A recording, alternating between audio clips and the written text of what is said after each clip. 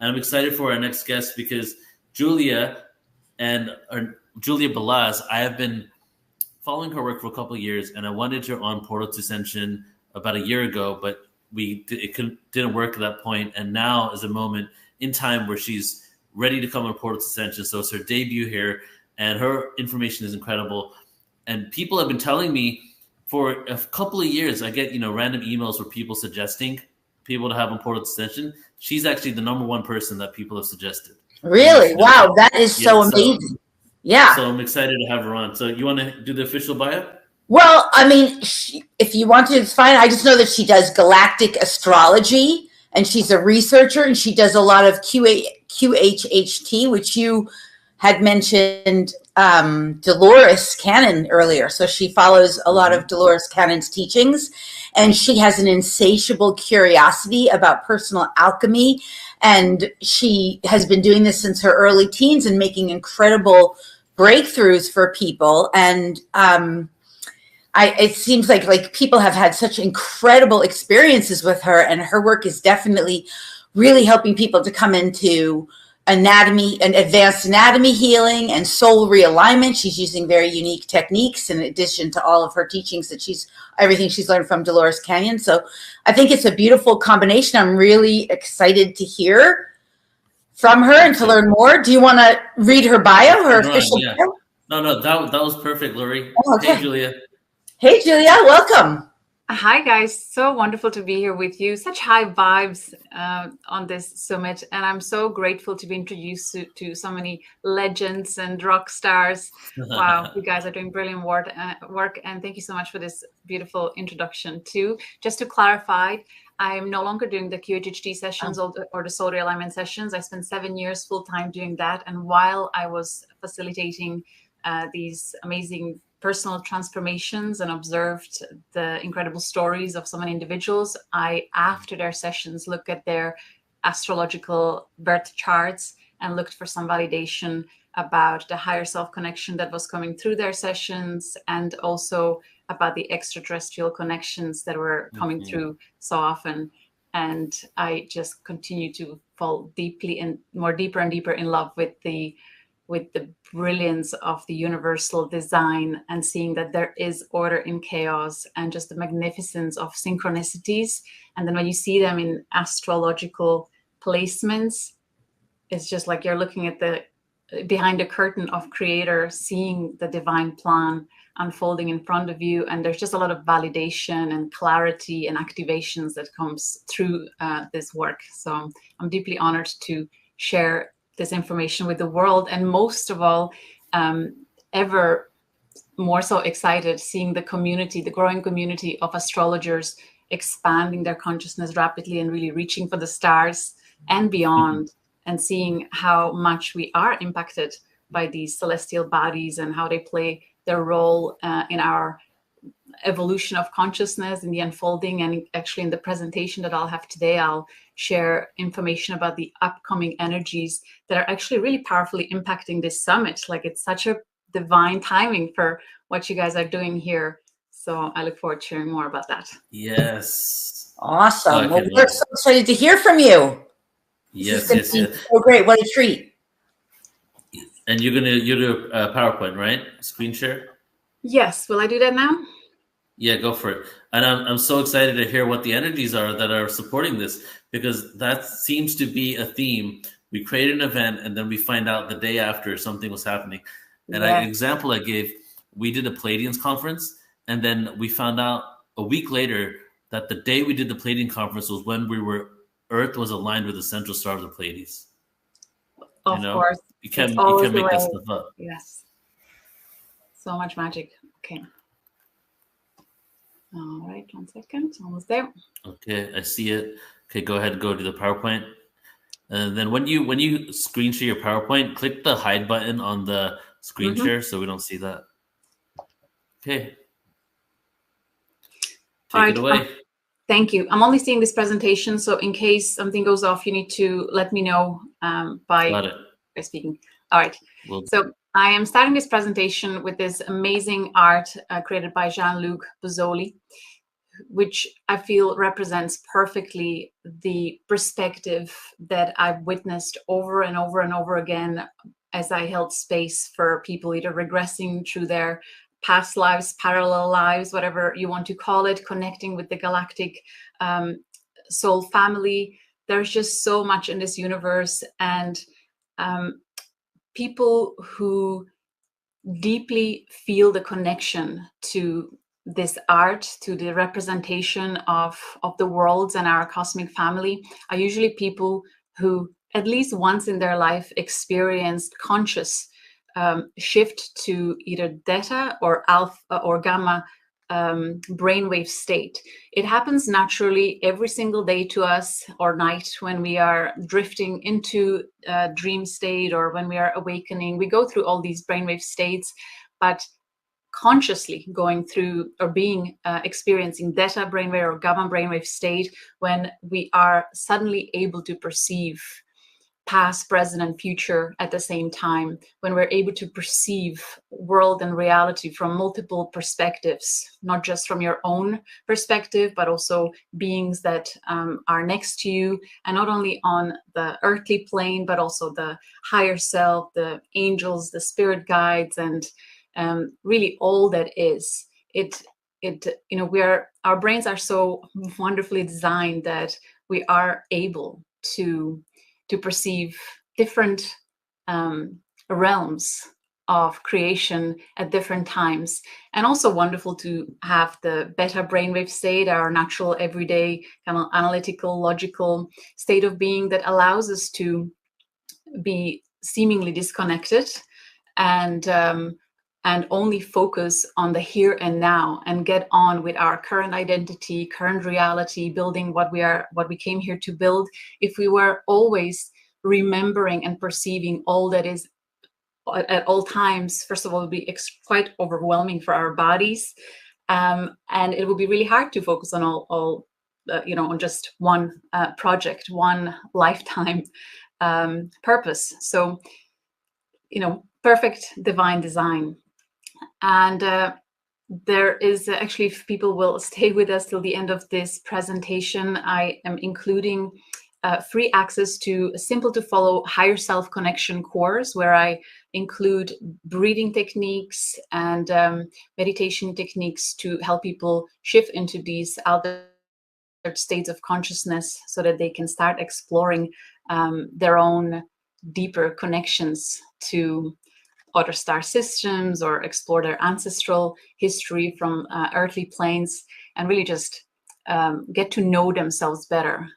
Because really, once we know ourselves, we understand our unique imprint, our path, we can shine that amazing light of creator consciousness on this planet, and make this a world somehow a better place in our own unique way. So I wanted to define the information about how macrocosm is reflected in the microcosm, how our universe is holographic, and how every single one of us is a unique fractal, yet a complete hologram of the whole.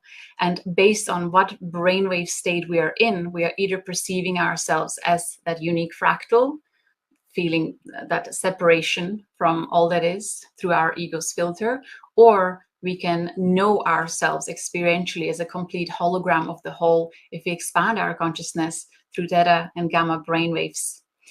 And our DNA stores the full story of creation, including the memories of our ancestors, not only on Earth, but also the sky. And I've witnessed this over and over again as I held space for people who regressed spontaneously to remember their ancestors from stars. So Galactic Astrology, I find, is such an amazing tool that can help us understand which behavioral patterns anchored in ancestral trauma are we here to resolve. I really wholeheartedly believe that we are here at this time of human history to consciously access previous trauma, that was not imposed on us only on Earth, but in other star systems, and bring the light and love of our oversoul into the physical human DNA and create powerful ripple effect of healing and integration and greater connectivity that upgrades and ascends not only the human collective on Earth, but creates a ripple effect across the universe. So with the Galactic Astrology, we can look at what is our own unique way of how we can help with this collective mission.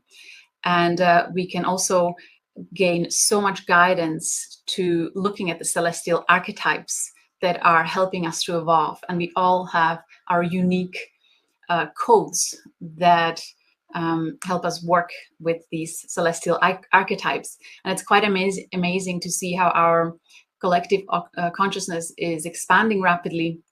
The astrology community is not only looking at the planets within our solar systems as the archetypes, but now also the newly discovered dwarf planets, asteroids, and the stars, and the supracosmic points. Like, there's just no end to how far we can go. And it's all through quantum entanglement. We are connected to all that is through that shift of brainwave state. We can consciously experience that. So there are these three main perspectives that I'm noticing with people that come to me at different states of their consciousness.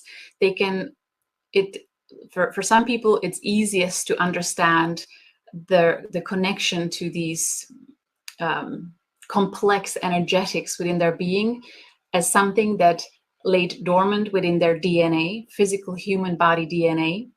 And that's why they're accessing what others would call past lives, people who believe in reincarnation. There's still so many who don't. And I look forward for that to be kind of mainstream accepted topic. But even if not, we can allow the perspective of the cosmic ocean where everything is interconnected, and we actually don't own any of the stories of our previous or future incarnations. It all belongs to the greater cosmic pool, the database of all that is, and we are kind of just borrowing or allowing things to express and through us, through our individual being. So all these three perspectives, I believe, are true and valid, and just different people, it helps different people at different time of their path to kind of gain a deeper understanding of what we're talking about here.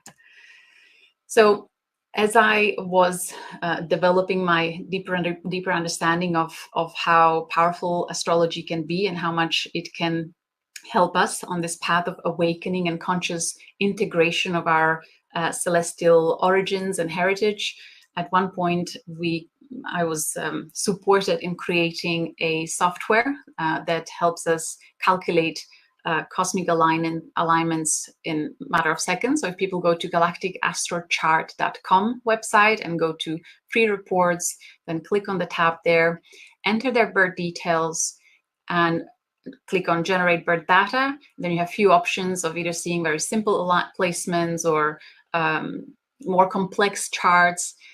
You click on generate extended report, and then you will see something that looks like this. This is person A, person B, and I just wanted to demonstrate how if you start exploring your immediate family members, maybe your friends with this website, you will see that some people have a lot of stars. Their charts are packed with cosmic energies like here, and other people don't have as many, and that's quite okay. And I just want to mention here that the software that we're using has only about 60 stars there for now, and more stars are available for the advanced users who choose to do this professionally as Galactic Astrology soul reading practitioners. They get login access and they can explore so much more, but kind of just to let everyone know that there's just so much there, and every placement means something. I would love for people to pay attention to the house column, and these numbers here represent different life areas. So if you are familiar with any of the star systems, for example, Pleiades are quite commonly known, or Arcturus, then you can see which house, the astrological house, the star system is placed in, and it's very likely that that's the life area where you can channel that galactic frequency the easiest, especially through conjunct placements. All right, and then there are trine, sextile, squares, different kind of mathematics and geometrical configurations. And actually on the website, if you click on more info, there is a basic explanation of what things mean. If you want to go deeper, you can go to and take the course. That is quite comprehensive. It's quite a journey to go through it. Or if you don't have time for it, or you're not a kind of left brain analytical, logical type of person, you can go to the practitioner page, where we have, I think, over 70 practitioners now offering the delineation, explanation of your galactic placements in 20 different languages. So I'm just super excited how quickly this grew and how much passion and excitement is shared within the community.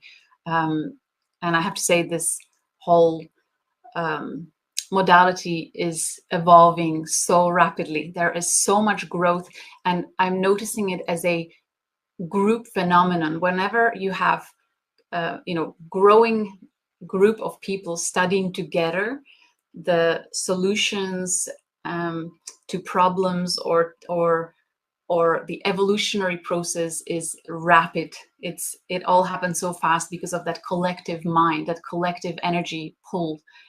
So it's quite a gift, and it's very humbling for me to be part of a collective that is just advancing so fast. Anyway, here I wanted to also highlight that another option that how you can use our software is to look at current transits. What type of energies are currently being anchored by the planets in our solar system? So you can kind of forget your own natal chart, the energetics there, and you can just choose to invite the energies that are currently aligned to the planets. So for example, on the upcoming full moon, Aries full moon on October 17th, I think that'll be the second last day of this summit, we will have the wonderful Arcturus in perfect alignment with the sun. And next to Arcturus, sharing very similar degrees, is another very spiritual star called Spica in Virgo constellation. So, every year around this time, when we have sun in Libra around 24 degrees, I'm speaking tropical zodiac sign, we have this powerful influx of Arcturian frequencies helping us to heal on an emotional level, expand spiritually, advanced technologically. There's such a powerful spiritual guidance that comes from Arcturus. But what I find really interesting with this full moon is that our something called collective lunar nodes, kind of the evolutionary collective consciousness path, the South Node in Libra. South Node talks about where we came from, and then the North Node in Aries, where we are heading, where we are pulled by the archetypes of the zodiac. So on this full moon, the South Node is conjunct supergalactic center, and it is also conjunct the asteroid Atlantis. And I just think it's so fitting because it feels the energetics throughout the summit feel very Atlantean, like there is this connection to the memories of the past civilization where so many worked on developing spiritually, emotionally, mentally, physically. There was so much wisdom held in Atlantis. There was such rapid advancement and evolution, but also at the same time, there was growth of the shadow side of the ego, and we are experiencing the echo of that. Throughout this year, 2024, the asteroid Atlantis was hitting very particular placements through our planets in the solar system during the important times, during eclipses and full moons. So it feels like this Atlantean energetics is very, very potent. And I actually made a couple of videos on that, collaborated with a few individuals. If people go to my YouTube channel, Galactic Astrology, and just search for Atlantis, you can see the past transits in year 2024, so you can kind of reflect back, especially if Atlantean theme is quite potent for you. You can see where you may be on some other group retreat where you were working on healing your Atlantean traumas and integrating the wisdom of everything you've learned and expressed there. You know, there's a lot of that in the collective, and I feel like this summit is such a powerful reawakening of these energetics, where we come together as one, not in the kind of hierarchy type of model of one leader and then everyone else's light is diminished. That's not what we want anymore. So here there is a catch here with this placement, because we have Mercury during the Aries full moon in Scorpio conjunct Shapley attractor. It's a very powerful energy where our mind, the Mercury, will want to really dig deep to the core of the essence of truth of our lives. What is the driving force that moves us through our human life experience? And we will want that to be known. There'll be a lot of hardcore truths that will be revealed in the collective. A lot of information will be shared, and that's kind of the theme of the entire year, with Jupiter in Gemini conjunct the stars of Orion. The Orion themes are also very, very potent throughout this year. So a lot of that information will be coming up, and the aspect that is formed between Mercury and South Node is semi-sextile, so it's 30 degrees apart. It's tough energy. It's not compatible, and what it means, how it shows up, usually on a very unconscious level. It's like this itch you cannot scratch. You're not aware what is the nagging feeling that's inside you, but here, thanks to Galactic Astrology, we can get a conscious understanding of what will be occurring in the next week or two. We will be influenced by the Atlantean collective karmic imprints inside our being, the past behavioral patterns of us kind of wanting to be diplomatic, have harmony and balance, but in the shadow side of Libra, to the point of we'll become kind of aware of our patterns of self-sabotage, where we want to keep balance and harmony, but to the detriment of our own identity, our own well-being. You know, there's been a lot of awareness, a lot of talks about how we are overgiving, how we celebrate almost the martyrdom. So many religions taught us for a long, long time to suffer, and that is a way to be. So these themes will be coming up quite strongly throughout this time. And the North Node, where we are heading, Aries, opposing Supergalactic Center, is also helping us becoming aware of the passion that is arising inside us to become leaders in our own life, to follow the excitement. And again, because these are early degrees of Libra and Aries, it's the kind of the shadow side expressions that may be coming up as a result of the Atlantean karmic patterns that need to come out to surface, thanks to Mercury, Scorpio, and Shapley attractor. And we can thank the beautiful alignment of the Arcturus here in high degrees of Libra through Sun, helping us to express the diplomatic side, the bringing balance and harmony into our relationships in a way that doesn't sabotage our own well-being. Here we have Moon in the high degrees of Aries, which helps us become compassionate leaders, and understanding that what we choose, we need to be also consciously aware of how our choices will impact the collective, right? So we have a lot of amazing guidance here that can help us restore the balance between what went wrong 12,000 years ago or 15,000 years ago. It's like we have we are returning, or we have the alpha and omega experience of the cycle spiraling into higher expression of our soul.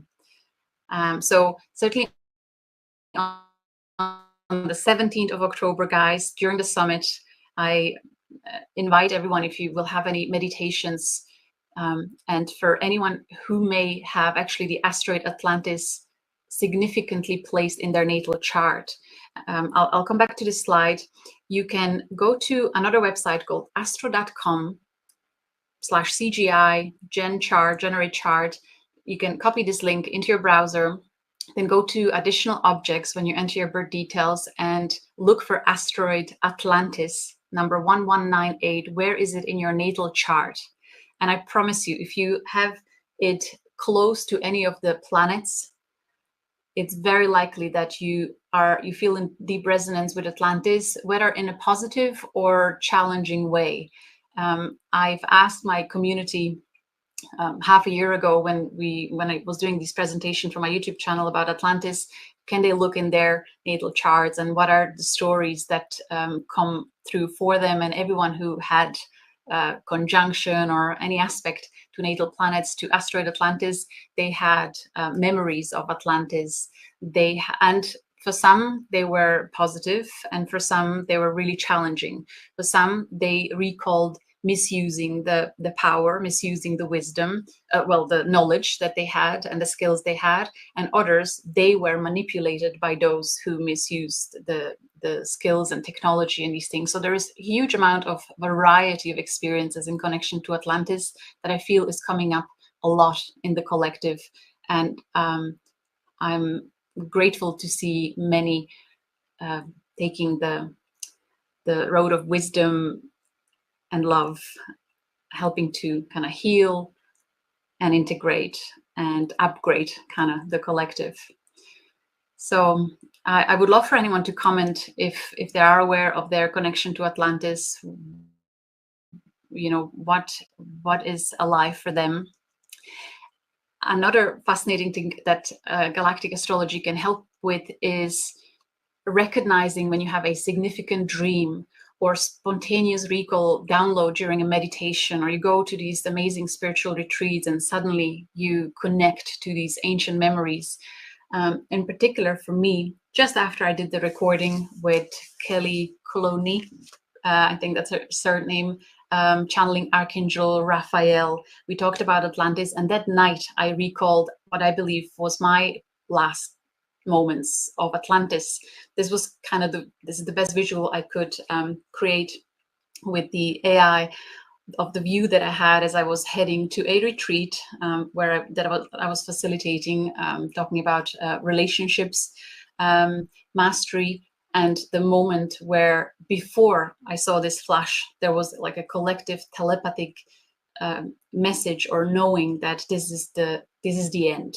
There was this atomic technology that exploded, and within seconds it was gone. But the experience I had was the experience of surrender and acceptance. And as I recalled this dream, I realized as I reflected back on my life that anytime Atlantis was mentioned, I didn't have those feelings that many others do, whether it's fear of water, because many drowned, others had nightmares in regards to earthquakes and all kinds of horrific deaths where the survival mode was switched on, where they were fighting for their life. Others recalled being rescued by spaceships. So there are so many different types of experiences. And the night when I recalled this dream, the asteroid Atlantis was activated through transiting Moon and Neptune, very precisely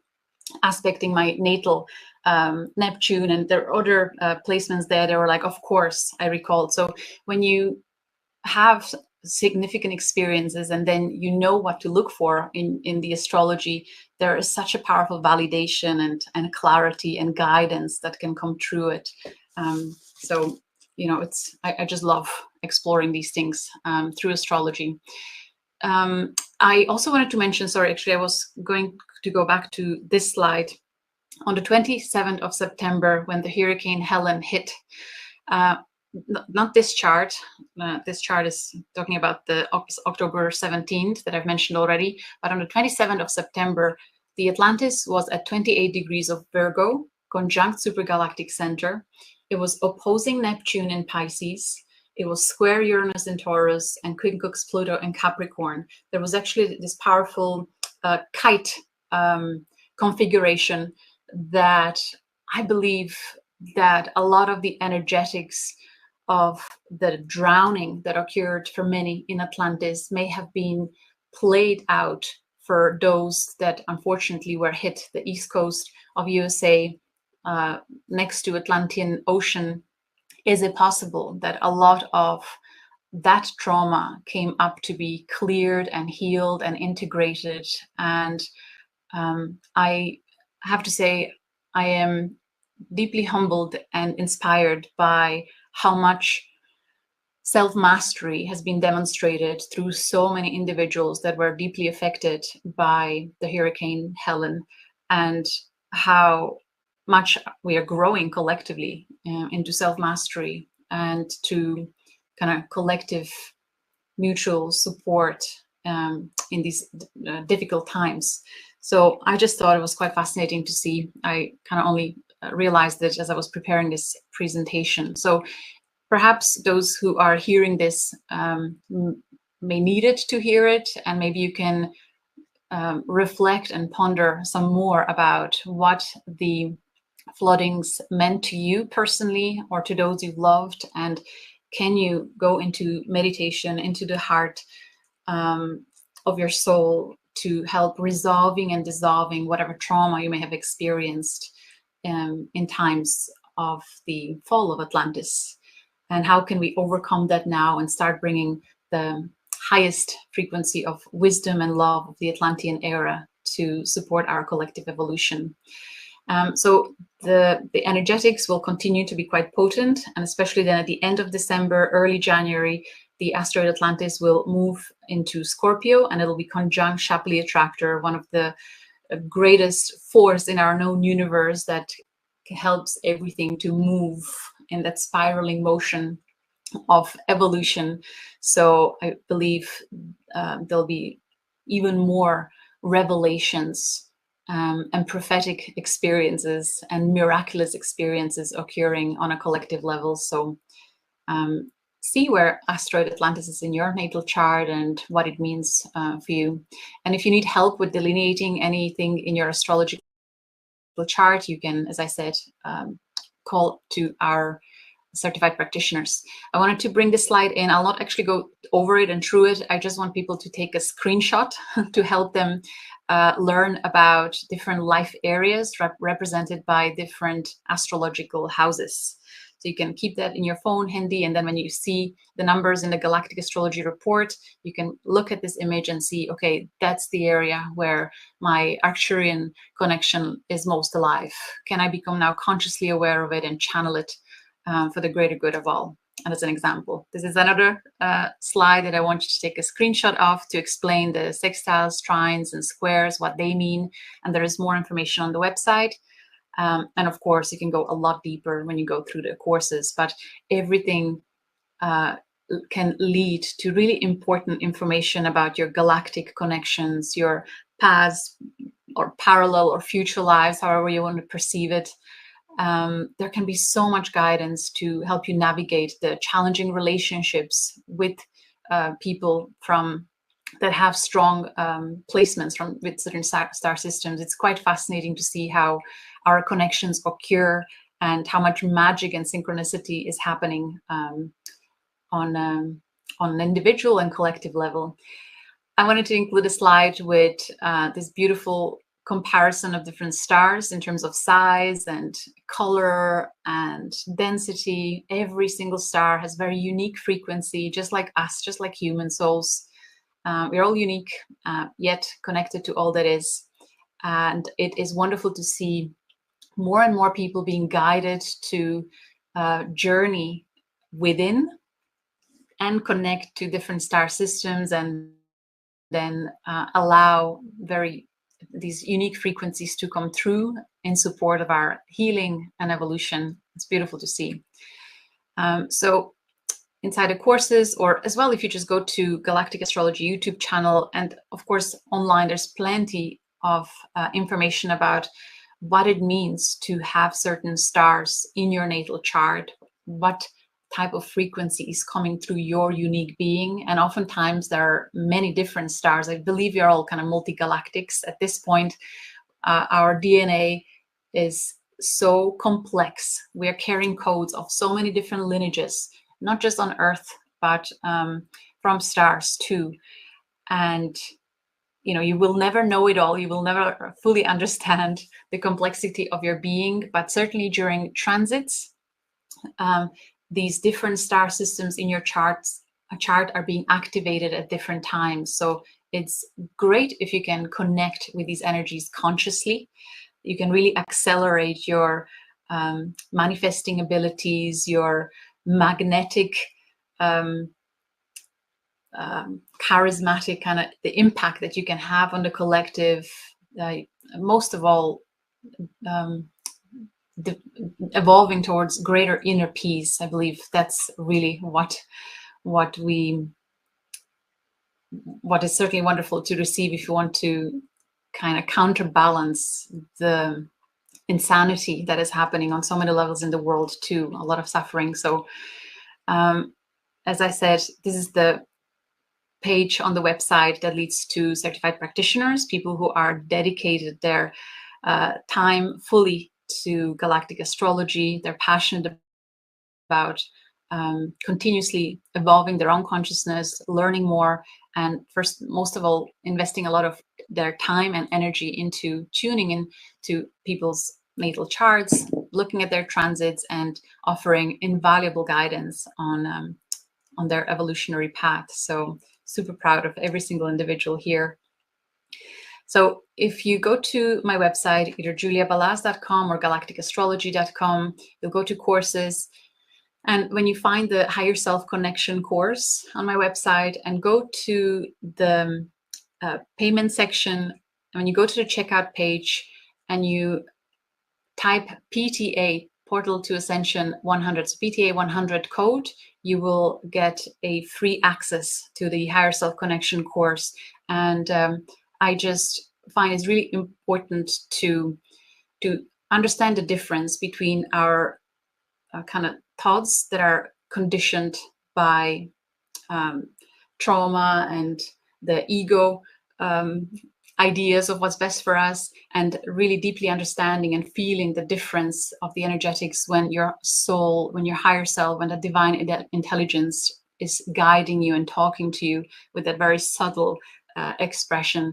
So in that Higher Self Connection course, I created it as a result of me working with close to 2,000 individuals through QHHT sessions, and there was a lot of guidance coming for them individually from their own higher self on how to nurture the connection with the higher heart, with the divine aspect of our being that knows the way, that knows what is our path to highest love, highest wisdom. So I would be absolutely honored if people took time to go through this course, and if they felt it helped them in some way. So that's my gift to this community and to the summit. So I hope you guys will enjoy it. How are we doing on time? And yeah, how are we doing? We're doing good. You have you have 1 minute left. However, this is the end of the day, so we don't need to stop immediately.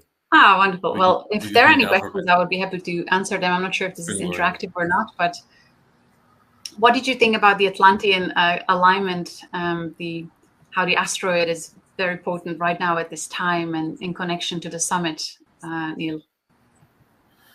Yeah, I felt that was very interesting that you were saying that basically the asteroid is bringing up Atlantean karmic, I guess, karma to be processed right now, right? Very much so. I was curious what you meant by, like, in December 31st and January 1st, you said Atlantis ingress to Scorpio. I think I missed that. What does that mean exactly? Yeah, it means that it moves from high degrees of Libra and goes into early degrees of Scorpio. And early degrees of Scorpio is very potent placement because it is conjunct the Shapley attractor, which is so early degrees of Scorpio for anyone, or late degrees of Libra are really potent because there is a lot of that supracosmic consciousness influence from the Shapley attractor. So it's very magnetic frequency that guides us to the core of our being. What is the true motivation, not just for us, but for others as well? So people who have these placements, and certainly when Atlantis will be there, a lot of attention will be pulled towards talking about Atlantean stories, bringing in technology that was known and present in Atlantis. People will spontaneously recall their gifts and qualities they used in Atlantis. So it depends on where you're at with your journey and what your karma, or any of the viewers, in relation to Atlantis. You may experience it either as very difficult and challenging, and you will be called to ground and breathe through it and bring the light of your soul into the memories, so that you can find peace in whatever was. And for others, it'll be just amazing activation into their fullest expression.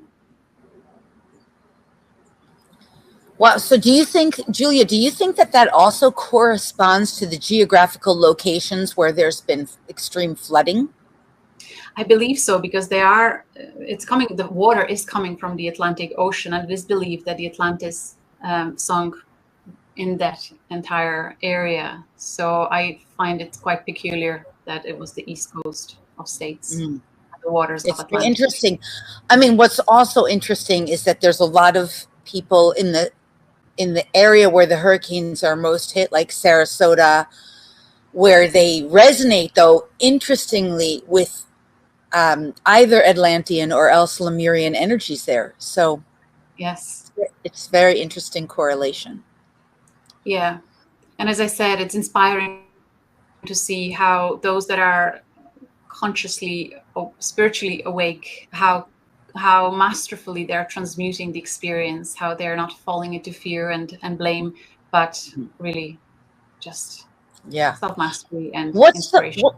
What's one of the most fascinating things you've ever seen in someone's chart, or that you've learned from your own exploration of how the charts play out?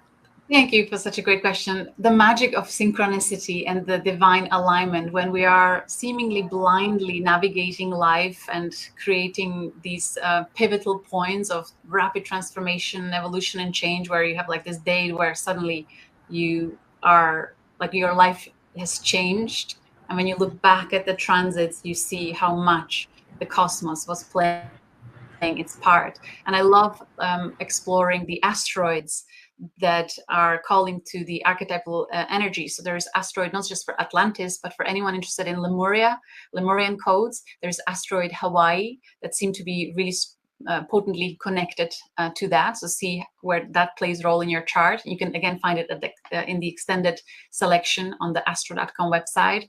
There are asteroids for Egyptian deities, and seeing that prominent in people's charts also totally makes sense why they navigate towards those stories. So it's just amazing. Do you ever wonder, though, with the charts, it's a very fascinating, I mean, it's really interesting. Do you ever wonder if it's like a little chicken and egg, like which was created first? Was the chart created first, or is the chart, because everything's reflection, right? Or was the chart created first, or is the chart being a reflection of the human consciousness, free will, and past and parallel times? Yeah, I love that. It's always evolving, right? First of all, the important point is the entry of the soul into the physical incarnation. What's the snapshot of the sky at that point? So that's your musical sheet. That's the very specific sound of your soul. And then as the sky continues to evolve, as you move through space, there's new music being played in every single moment, and whatever is played, is it in resonance with your natal chart, or is it in discord? And that's why that's why people are experiencing different transits at different time. For some people, this full moon is super powerful and potent because it is hitting mathematically and geometrically on what's in their natal chart. And for others, just browse through it. But another point to what you've said, for example, the asteroids, there's this mighty asteroid belt in our solar system that is full of thousands upon thousands of these fractals of what we know as asteroids. And there are many that aren't necessarily named yet, and many are named, thousands of them. But how are they named, and how do we determine their meaning? Like of this little piece of rock, we name it Atlantis, and now it is somehow telling us about our connection to Atlantis. But it is our consciousness that is creating the impact. I explained to my community at the time when this type of question was asked, when planets are being named or when asteroids are being named, it doesn't just happen. These objects are being observed by human consciousness, by the observers, the astronomers, for a long period of time. Data is being collected, and then there is a collective decision making about the name, and the date is very specifically kind of collectively. There's a lot of consciousness imprint being put on these objects, and then in time, as over the thousands of years, astrologers, astronomers, mathematicians pay attention to these objects. We continue infusing more and more codes of the energetics of what we know about these different archetypal energies. So it's becoming more and more potent the more people are paying attention. So it's a dance between the cosmos and us, and I feel like there is excitement being built through but of course it's just our my perspective of it, how we can now consciously participate in this cosmic dance, how we can pay attention to the songs and to the inspiration that is coming to us through these archetypal beings. Just in the QHHT sessions, many people regressed to knowing or remembering themselves as a solar being, as a star that was beaming light into cosmos, and they were able to telepathically connect to other star systems. Or they regressed to being a planetary being, and that also had its expression and meaning. So universe is mental, and it's all consciousness, and it's all fun and play. So I hope that answers. Fascinating. Yeah, it's like an endless, infinite Pandora's box of its own. How would you advise someone who wanted to learn more about their chart? Obviously, you gave us some great next steps and some websites. Your website, Galactic Astrology. What might you say to somebody to help support them in navigating? Yes. I would like to highlight first the importance of recognizing whether you are the creative, artistic, more right brain focused type of person, then this may feel like upstream path for you, and maybe some spiritual path of just going within and following the center of your core is the better option for you. Because the map is inside our heart. We don't need to know these astrological placements in order to fulfill our destiny. If we just follow the higher heart, the inner knowing, then we're fine. We can't miss the mark. But if you are someone that loves collecting data and analyzing things and discovering stuff through mental experience, then this path will bring you so much joy and excitement. And I have to say that the Galactic Astrology soul reading, because there is the soul reading element, the divination part of it, it brings the right brain right to it. There is this beautiful coherence between the left and right brain hemisphere in our community. We have the artists and we have the researchers too. So just see how you feel about one or the other, but certainly just first maybe starting with the free content on the Galactic Astrology YouTube channel. And if your heart keeps pulling you towards it through excitement and passion, then explore the courses or book your session and see where it takes you. You're all different. That's awesome. Yeah, I think there's so much to learn and unpack there. So wow, that was fabulous, Julia. Neil, do you Thank want you to add so much. anything? It is. Yeah. I would like to ask you another question. You shared about the hidden truths. I think you said something about that this year a lot of things are coming up to be uncovered, something along those lines, right? And that's been a theme for the last, well, definitely the last few years, but this last year, many things are coming up when it comes to celebrities, politicians, the music industry, and just it seems that much of the entertainment in the world, right, as I'm giving you a broad picture here, is more of an illusion than we even thought. Yeah. And so much of this is coming to the surface to be healed and dealt with. And you shared some of the alignments that are going on, and it's interesting because just as you shared, you were going to share things, and I was going to have kind of mind blowing experiences, realizing why I'm doing certain things. And Orion has been coming like hardcore in my life for the last year, and so much so that I'm doing a whole conference, 8 hours on Orion in like a few Amazing. months. And so I would love for you, like, if you could just share more information about what Orion has to do with this. What is it? Something that happened there that we're healing? Is that got to do with these truths coming out, or what is actually going on with that connection? Yes, very much the echo. So the whatever was unresolved in Orion through many collective experiences, through living in polarity, whatever was unfinished there had to be taken somewhere else. If those planetary systems evolved, there are always people and souls that are not quite ready yet. So another playground is being created on different exoplanet. So what was unfinished in Orion was taken to Earth. The echo of that, perhaps in the Atlantean times first, and then another echo in our current era. So it's all interconnected. And if we go beyond Orion, it may have been Lyra. And that is really coming through so clearly through regression sessions. And I'm sure in the QHHT community, many would have seen. So if a client had strong Lyran connection, experienced Lyran wars, it's like whatever was there, the refugees moved to other planetary systems. Some ended up in Orion, then the stories were evolving there. Then it moved to Earth, ancient Atlantis. Now we are here again, all over.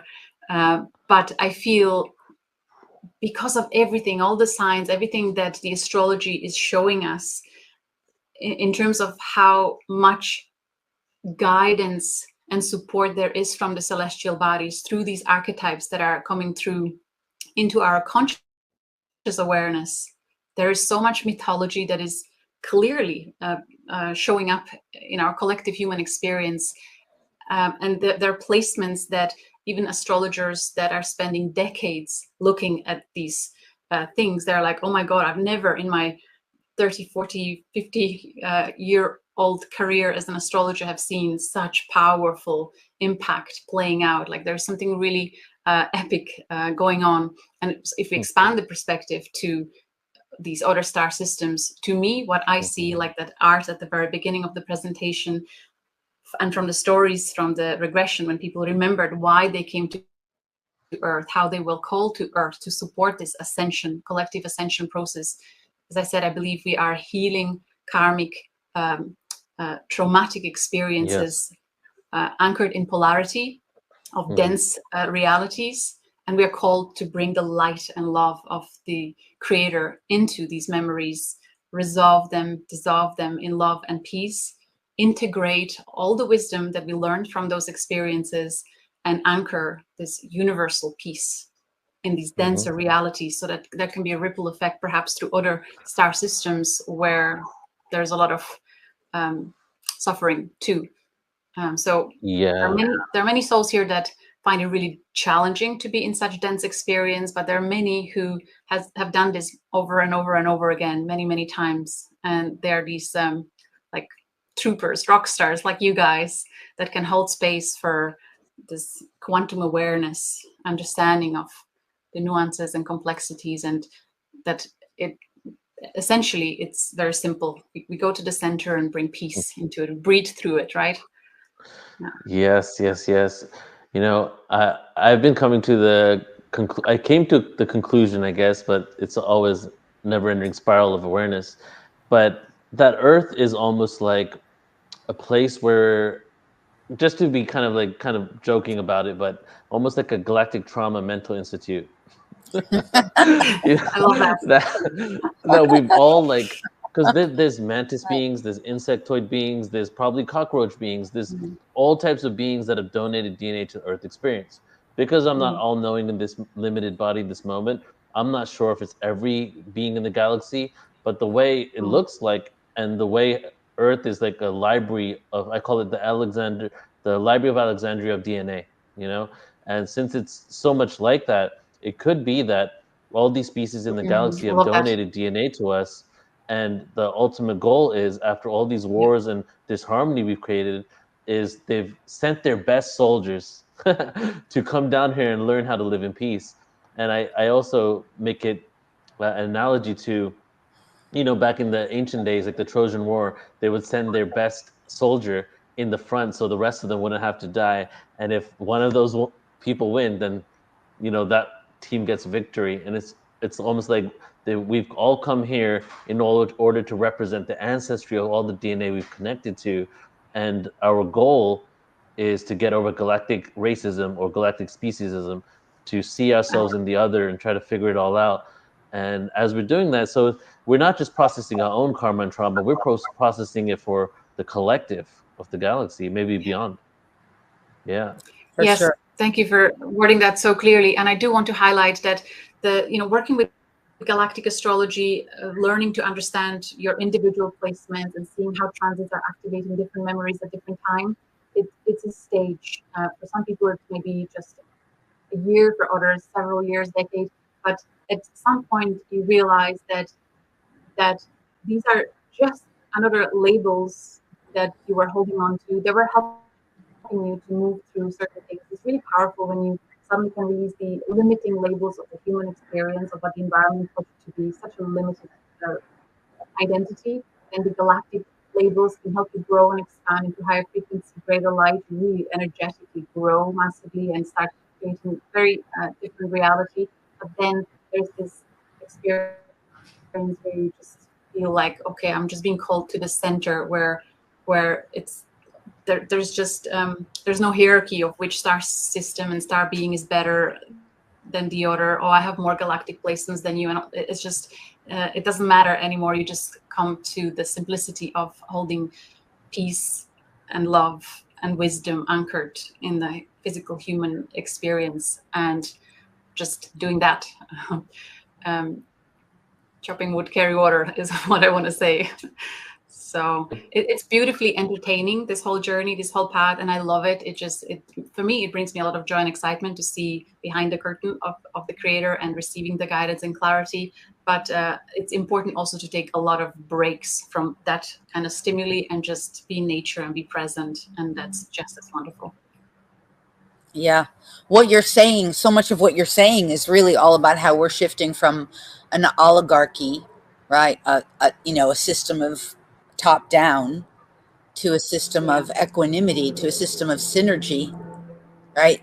And I love hearing like what you're saying. It's so awesome I also love that you talked about Beetlejuice, because I think up until very recently, people just thought Beetlejuice was a movie. They didn't quite realize like that's a planetary body. And I never had that visual. I have a good friend, a dear friend who's in my inner circle. She resonates as from Beetlejuice, and she's got all those energies. And even when you showed that picture, I was like, wow, I never had that awareness before, that it was so much larger as a planetary. Like that's not something I expected. Very cool. Yeah. So right now Jupiter is conjunct this star. So a lot of star seeds that have Betelgeuse in their natal chart can really feel activated. Jupiter is very expansive, like energy. So when we looked at the soul memories of people that have Orion stars, whether Bellatrix or Betelgeuse connections, they recall themselves being members of a collective that was helping others realize how much deception there was in the world by power-hungry, controlling system. So very much the echo of what we are experiencing here on Earth. So there is a huge amount of, large amount of souls here that are here to kind of repeat what they have done previously in Orion.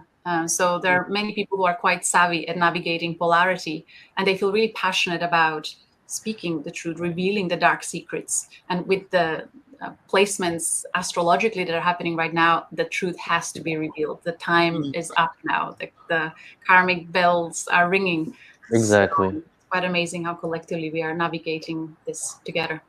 Yeah. Yeah. That is our seed's story, right? We're here for those reasons. It's a very beautiful story. The whole Orion thing, I just want to keep talking, to be honest, because this is getting even.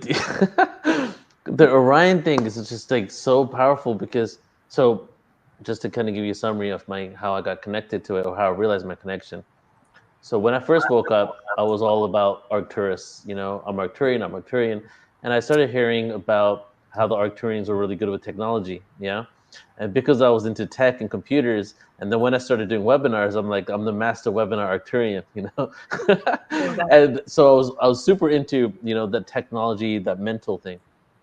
Then I started realizing that we're all that is. We've been everything. And many times specific themes are more relevant to this experience now. I think Dolores Cannon even shared about that, like specific themes. So you might have had like multiple lives in Pleiades, but only a couple in Arcturus. But the theme of what happened in Arcturus is relevant now. So then I never really thought of Orion, and you know, you never hear of Orion star seeds, right? You hear Lyran star seeds, Andromedan star seeds, Arcturian star seeds. So, and all I ever heard of was the Orion Wars.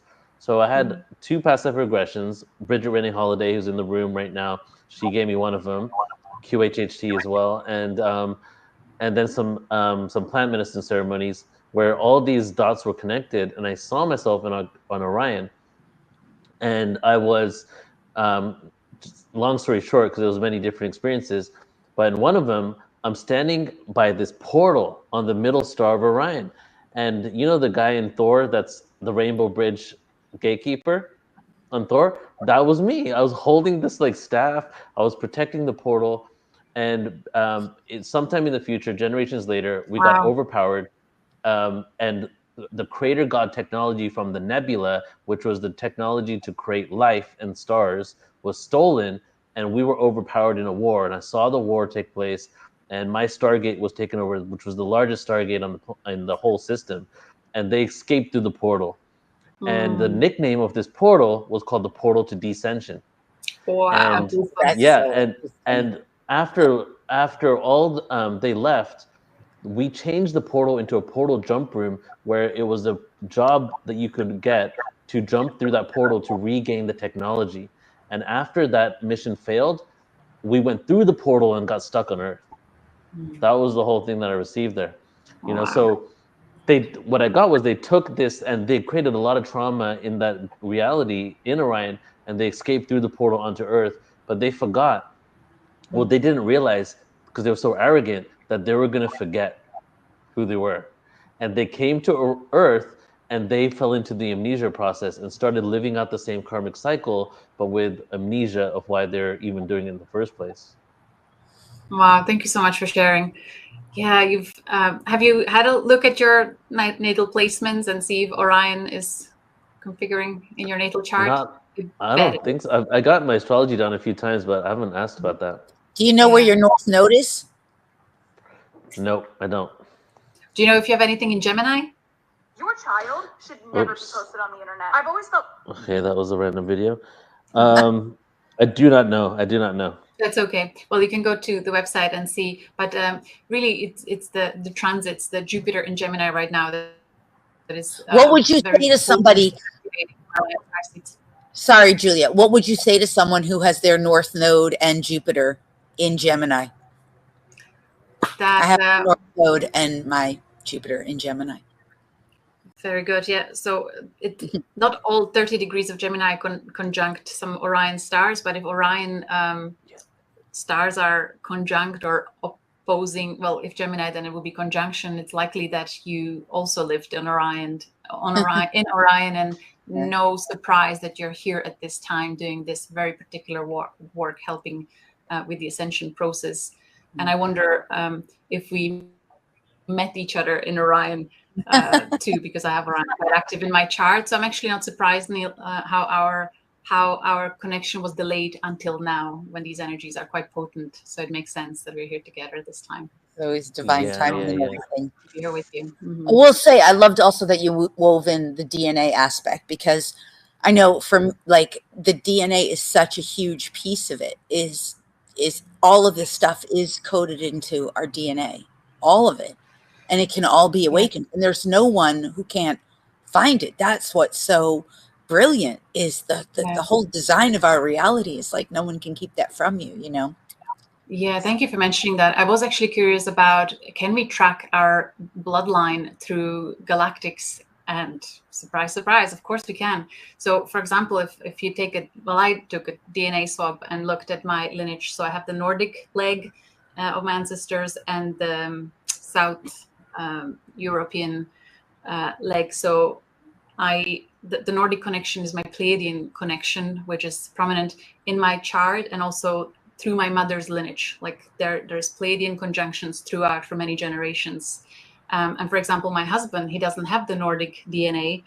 He also took the DNA test. He only has towards Greece and South, and he doesn't have the Pleiades in his chart, as an example. And there are many other stories like that throughout our community, where you can see certain lineages in your chart.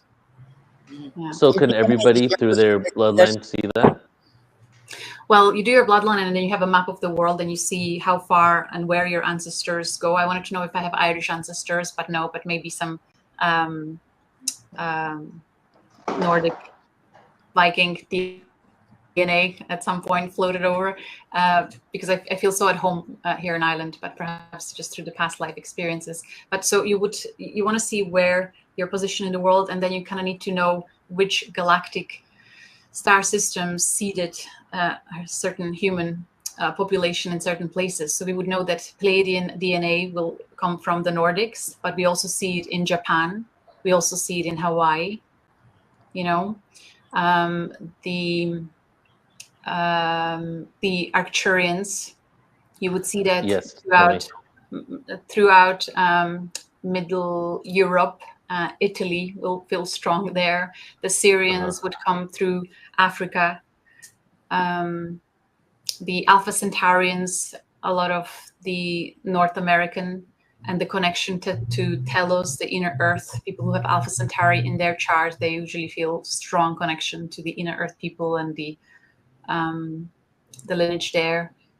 There's more. I talk about it in the course. It's been a while when I looked at that. I'm curious if the soul is its own heritage than the physical body.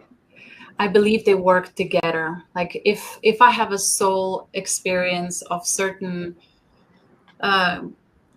trauma or density that is now attached to my soul, I will only be able, through law of attraction, be born into human lineage that has very similar imprint energetically and frequency energetically. So there has to be a frequency match to what you're born into physically. You know what I mean? So when you're healing your soul memories from other star systems, you're actually also healing the human lineage that had very similar stories in terms of what emotions were lived through. There's always a soul. There always has to be a vibrational match. Yes. You can't incarnate into something that you're not a vibrational match for, which is why also it's so important at this time to clear and resolve karma, because we often think about the incarnational experience, this lifetime meaning, as the most important thing there is. You have one life. But in reality, the work that you do, any person, in this incarnation is what supports and assists you in your infinite journey, because we're all infinite beings. So to the degree that you can resolve karmic issues, and karma is never a punishment, it's the traumas. That's what we were talking about. It's traumas that you came in with from your other incarnation experiences. To the degree that you can resolve those, you get freed from them so that your future incarnation experiences, or whatever you may choose, doesn't imprint, so that when you, because as an infant being, you're traversing time-space reality. Yeah. Karma, to me, what I'm hearing now is like a record of unresolved, dense Yes. emotions that want to come through to be cleared, so that peace and harmony can be restored. Yeah. And not just unresolved emotions, but unresolved issues of any kind. It could be relational, it could be financial, right? It could be, you know, and yes, you have emotional experiences around that for sure. But it could be anything. It could even be like you could have held some kind of judgment or resentment. Right? That's relational, and ultimately it's all that stuff. It's all of it. Yeah. What I'm seeing now is, you know, if anyone ever listened to people who have near death experience, who were on the other side, and who were, and also through past life regressions, when you get to a moment before you're planning your incarnation and you start deciding what will you put on into your card, what kind of experiences, it's challenging, because when you're in the if you're in higher density, you don't realize that the difficult emotional states that you're agreeing to experiencing on Earth are not just that split second when you're picking them from the whole variety. You're actually going to live them for long periods of time. It's like a little secret that they don't really elaborate on the other side.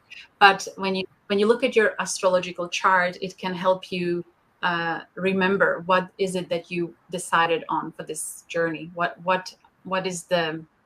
are the main themes that you're here to explore, and what ancestral energetics are you here to help clearing? Which star systems are you best at helping to heal, clear, integrate, embody? Like that, there's just so much guidance there, and it's so wonderful to work with it, if that's something that... It is so true. Once you get in touch with your potential to affect the DNA, I mean, we've been doing this for years, where we're like healing the bloodlines through the lineages of DNA. And I am so certain that that's part of what's contributing to this massive shift. Yes. It's not the only thing, of course. It's becoming easier and easier for people. Yeah. Yeah, absolutely. That's brilliant. Yeah, I think the collective healing prayers are really, really potent at this time, because really that's what we are here to do, the universal healing. So thank you for doing and all the other this. thing too is just that in the DNA, what's so great about referencing all the different galactic origins here is that I happen to be of that consciousness that says you've got it all. You've got it all. It's that you're claiming where you're most resonant with. Yes. You're claiming what's going to serve your soul's agenda and your soul's, divine purpose for being here at this time. But really, there's nothing you can't tap into, right? I remember I had a first contact experience, and I was so dismayed that there were all these ugly looking beings. Remember, there were reptilians, there were insectoids, there was all kinds. And I was like, it took me quite a few regressions to make peace with some of that, right? And to realize oh, this is just all about the universality, the multidimensionality of all the different aspects that are in my DNA bloodlines from all the different realms of what I was here to bring forward, right? And everybody has that. There's not that's something we can all discover, right? That's part of what you're helping people to do. Yes. Love that. Awesome. Very cool. Beautiful. Julia, thank you so much. I do have one more question, though, if we can close it on this one. I'm curious if you have any, since you do QHHT, or you did, and you followed Dolores Cannon, she spoke about the first nuclear bomb that went off, and how there was a call out to the universe after this, and all these souls rushed in, right? And also, I believe it was her, but it's so long ago that I read this. I don't know if it was something related to her or if it was Dolores, said that many souls were incarnating the specific bloodlines up until that moment. And then after that, many rules of incarnational experiences basically went out the door, because it was like just come in and save everyone. In all your experiences, your QHHT and Galactic Astrology, what's your take on nuclear energy, extraterrestrials, and souls incarnating since then?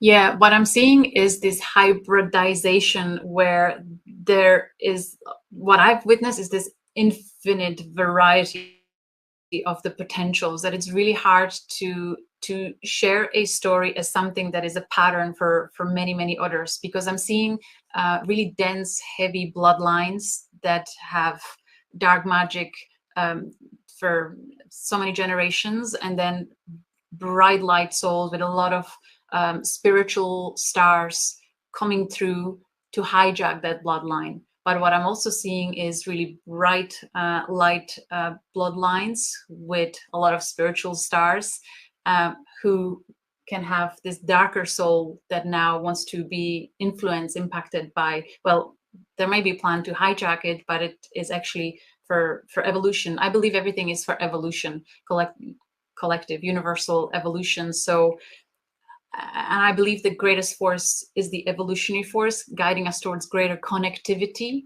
greater harmony, consciously. So in that sense, at this point, because we are in the age where there is this greater connectivity and kind of quantum awareness becoming more and more natural for all of us, it's easier for these rules to become more loose.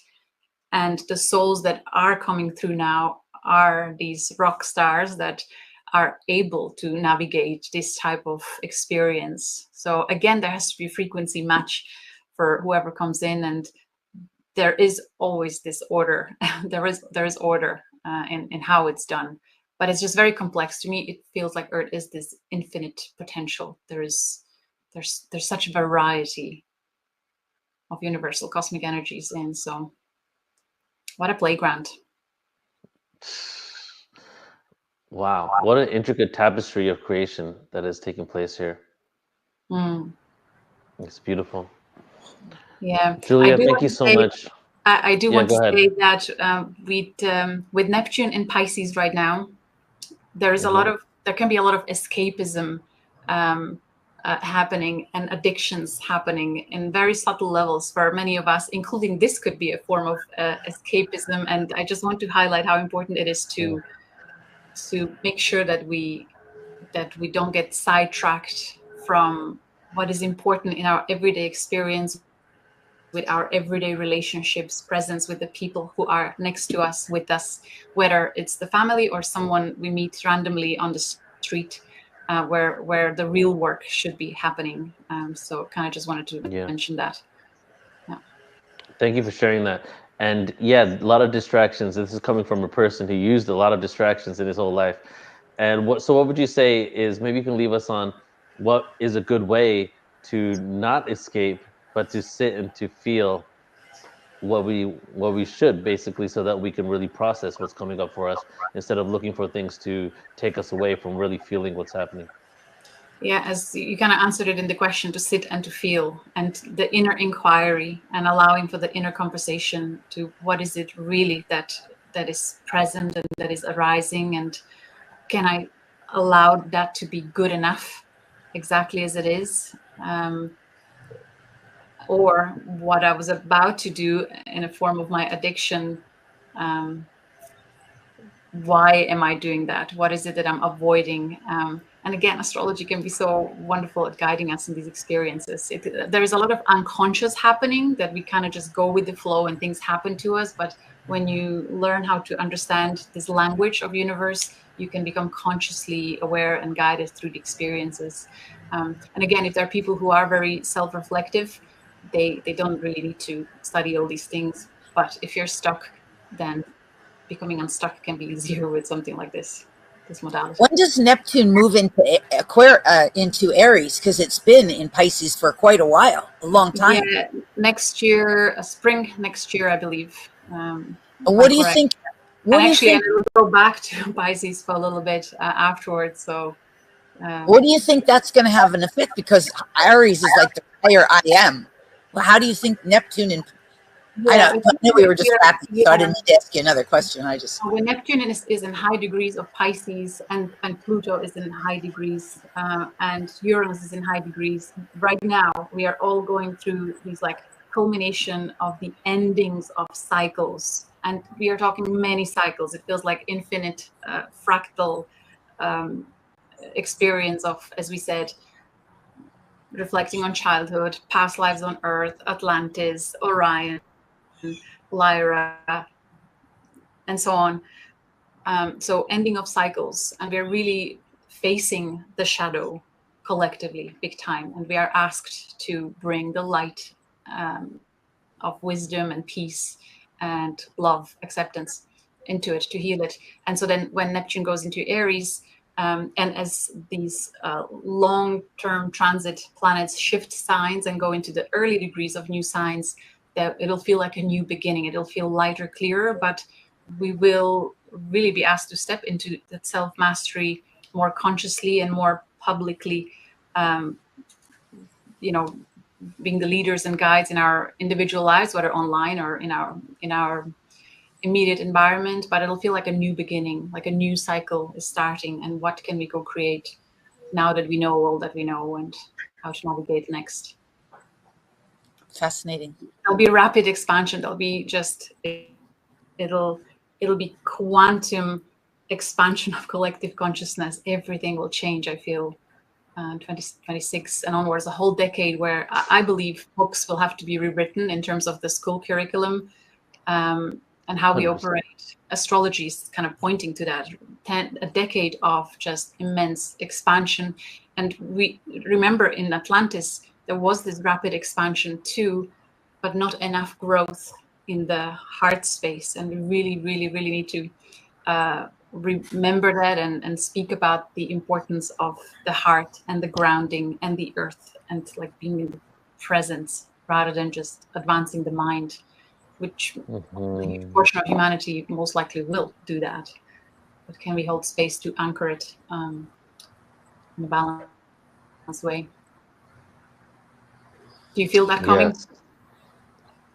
I feel a huge shift coming, and this is from someone that was never about predicting future dates, because so many people made predictions before, but there are some shifts going on, and even with what's happening with disclosure, with Congress and everything, and even though there's a lot of disinfo, misinfo out there, it's inevitable at this point that it's coming out that we're a part of a galactic community. Things are shifting on the planet. We'll get into this over the next few days, but even one of this CIA whistleblower came out a few months ago, and when they were talking about congressional disclosure, and said the memo got out to the government that they're going to make themselves known in 2027, and they got to get their crap together, and that was his tweet. And not to rely only on that, but many other things that are occurring, and we're in the time of the quickening, and before we know it, the world as we know it could shift and change, and it's truly up to us. But as the world is shifting, what really counts is if we're at a place where we're at peace with ourselves, because we're not going to create peace in the space and with everybody else unless we find that. And part of that is also seeing ourselves in those that we've considered to be those that have hurt us, or are doing what people may consider evil. So the work is increasing. I feel like I like to do the analogy that if we were rotating around a black hole, and that 100, 200 years ago, we were at the end of the black hole, it would take multiple lives to have the same experience.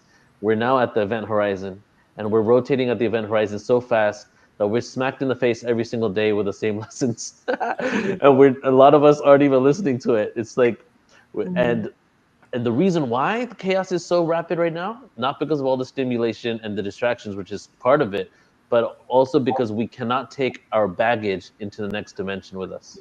It needs to be processed, right? Yeah.